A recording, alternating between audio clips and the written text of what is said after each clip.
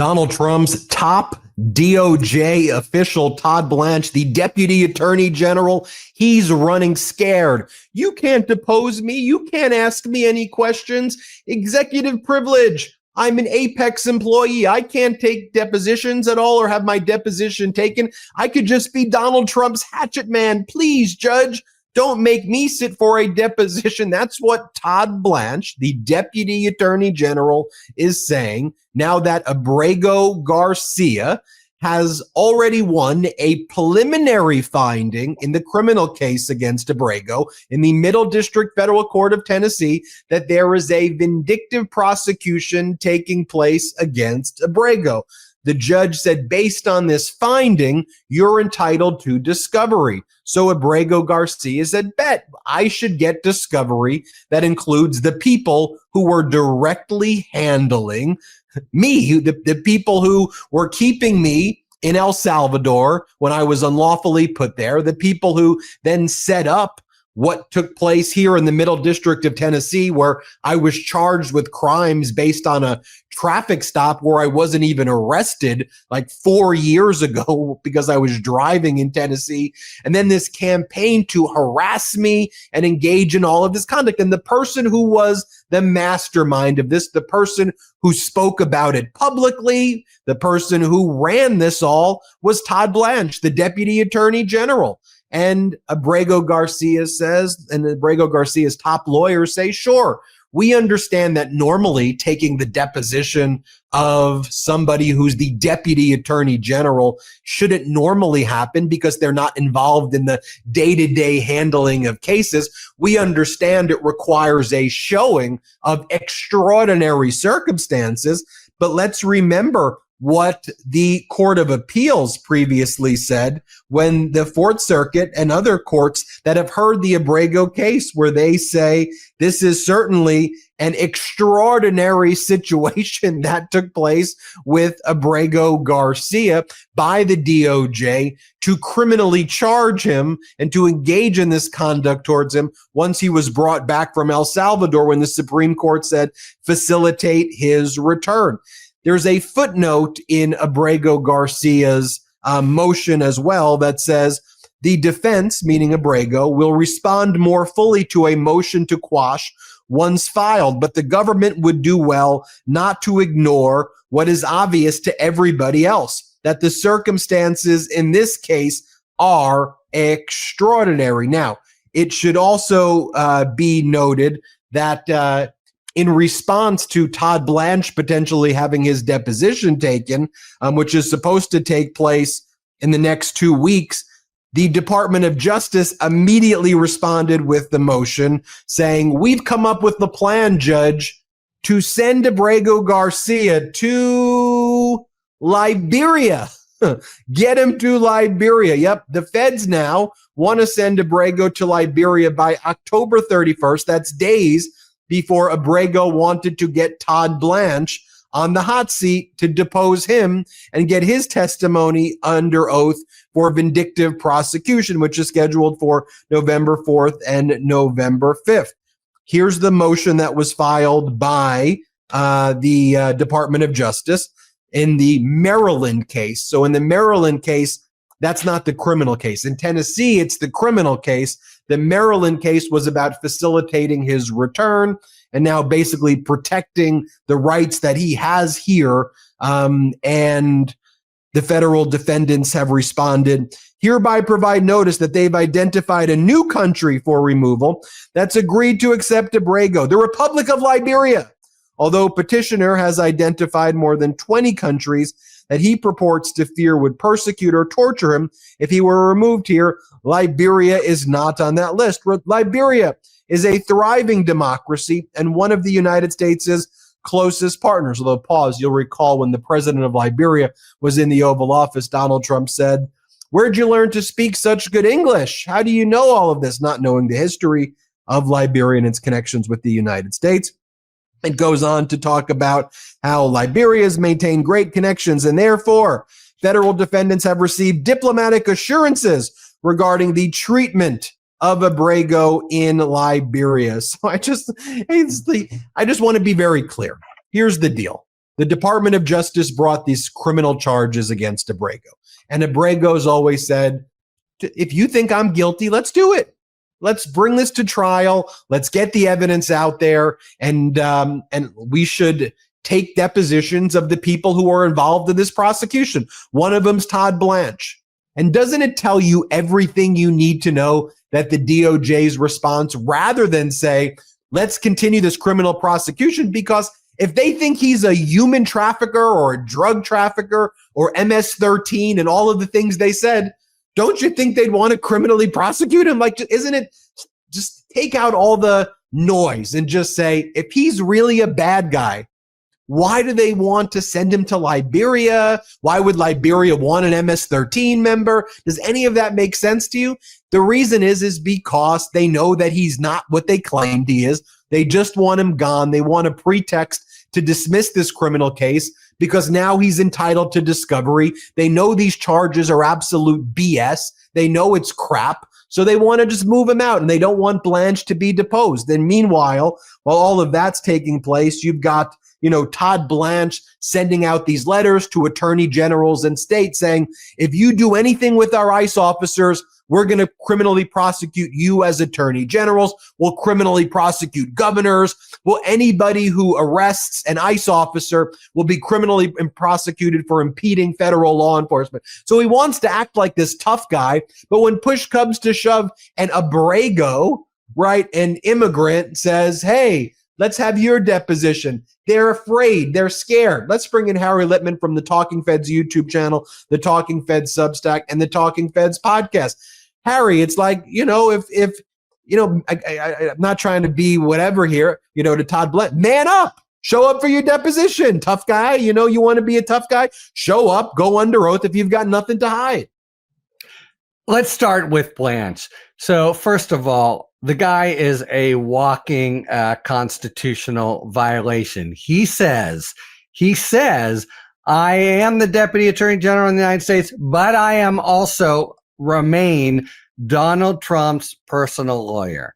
Everything he does for Donald Trump, like go interview Ghislaine Maxwell, there's no way around it, a derogation of what he's supposed to be doing, which is serving the interests of the people.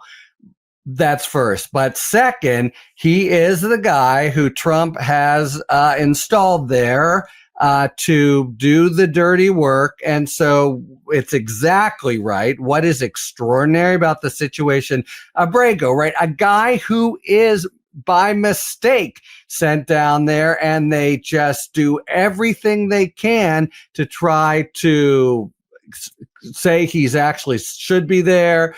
He's a dangerous MS-13 guy. Keep him there. The entire sort of focus of the Department of Justice and federal government at this one poor Claude who had the misfortune of being mistakenly shipped down there in contravention of a court order.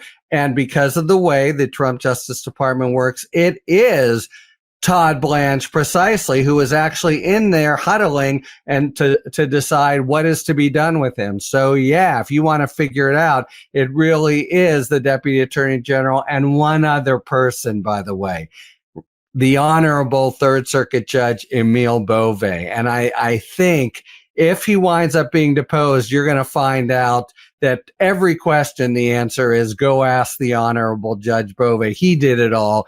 We don't know anything. So that's going to be the convenient trick after Beauvais, played it in just that way. Okay, that's point one. Point two, Liberia.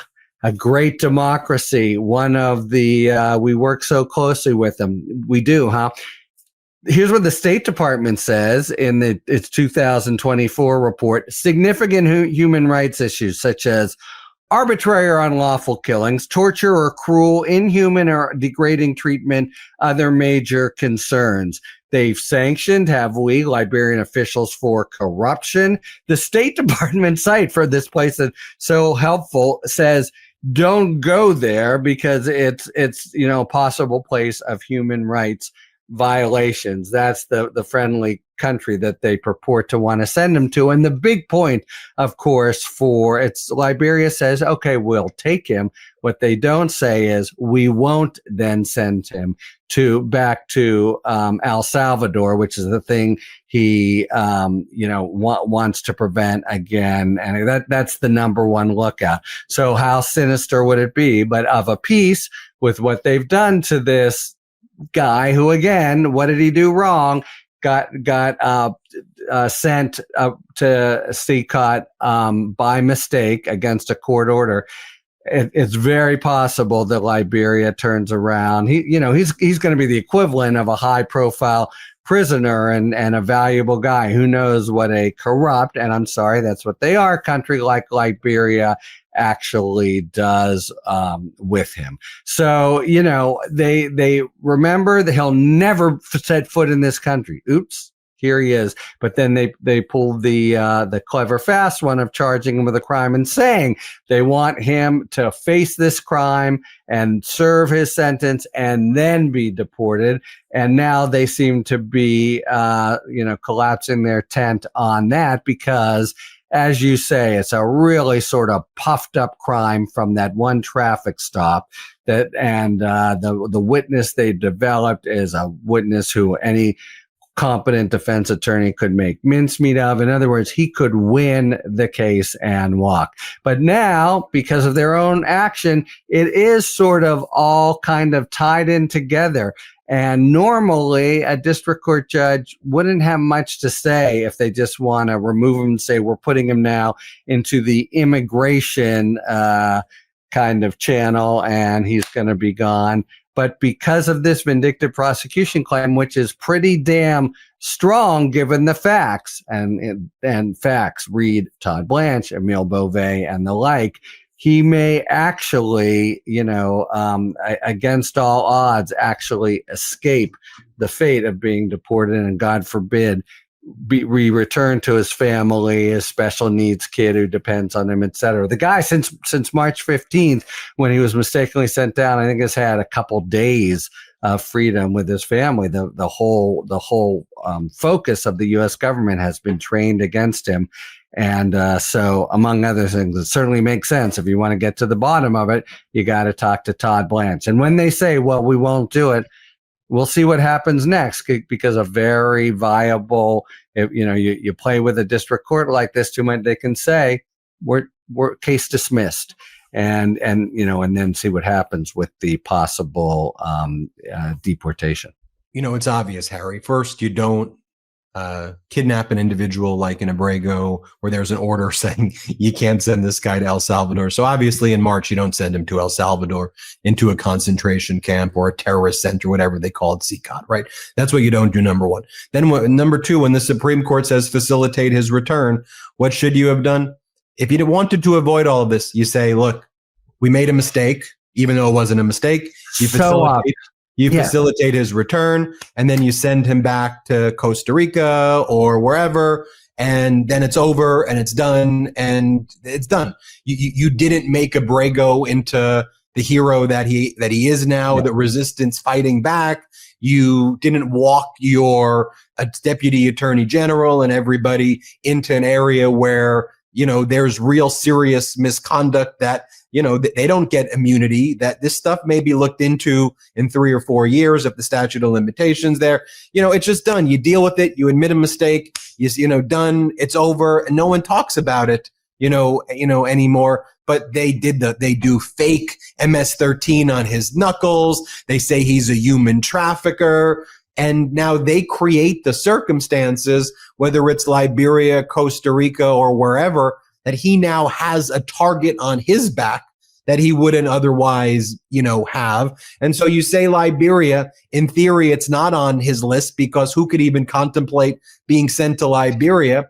But then if you're Abrego, you got to worry, is there now a hit on my back in Liberia by someone who wants to gain favor with Bukele in El Salvador and say, look what I did, and take me out now in the, in an alleyway in Liberia. And now I'm shot and killed and no one's ever heard from Abrego again. So, there's all of these things where The only way that Abrego may actually be safe now is in that small community in Maryland where he's from, because he may get killed in any other country at this point from someone who's trying to curry favor with some authoritarian, thinking it's going to make Trump happy. That's just how I think about it. I'll give you the last word. For sure. Look, this is government by pettiness. It's exactly as you say. You have an institutionally sound general government, Department of Justice, they say, and it happens, are bad. Sorry, we admit it, and you go from there. But this is instead somehow the highest echelons, including, I think, the President of the United States, when they made this screw up and judge called them out on it, their monomaniacal focus is, we're gonna win. We're not gonna let this guy, the whole U.S. government against Abrego, we're going to show we're the boss. Just a decent, forget about a constitutional, but a decent government, just doesn't act like that. And, they, in this case, they're, I think, getting their comeuppance. There are other cases where they act like that, and injustices happen that are not remedied. But that's the Trump administration, along with, by the way, Blanche and Beauvais, but Stephen Miller and Tom Homan. That's the mindset of these guys who are just trying to show their bosses, to against any individual immigrant they want to deport. Harry Litman runs the Talking Feds YouTube channel. Everybody subscribe to that YouTube channel. Just search Talking Feds. And you can also check out the Talking Feds Substack and the Talking Feds podcast. Subscribe to all of them. Thanks, Harry. Hey, thank you, Ben. Thanks for tuning in. If you enjoyed this video and other Talking Feds content, please take a second to like and subscribe. Talk to you later.